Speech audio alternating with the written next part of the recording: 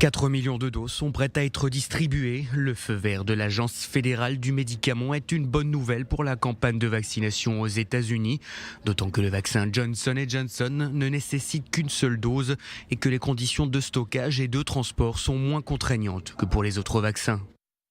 Je pense que cette nouvelle de la FDA est très encourageante. Nous savons que nous devons faire vacciner plus de gens, surtout quand il y a une variante.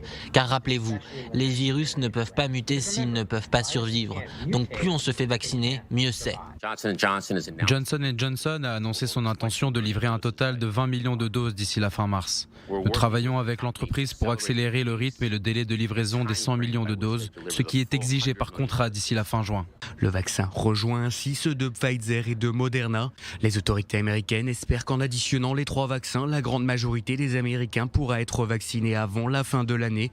Aujourd'hui, ils sont près de 50 millions de personnes à avoir reçu au moins une dose du vaccin. Et avant son autorisation de mise en circulation, le vaccin Johnson & Johnson a été soumis à des tests cliniques. Menés sur près de 45 000 personnes, les résultats sont plus qu'encourageants.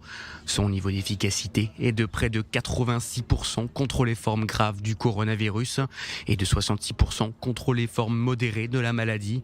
Avec plus de 500 000 morts, le pays le plus endeuillé du monde veut accélérer sa cadence de vaccination. Le président américain Joe Biden salue quant à lui l'approbation de ce nouveau vaccin et appelle à ne pas baisser la garde, car un nouveau variant inquiète notamment les experts de santé. Une nouvelle forme de la maladie découverte sur un bébé de Washington. Ce dernier présentait une charge virale plus de 50 fois supérieure à celle des autres patients. Si ce dernier est aujourd'hui en bonne santé, d'autres cas similaires ont été découverts, 8 à travers les États-Unis, 5 autres au Japon, en Australie ainsi qu'au Brésil.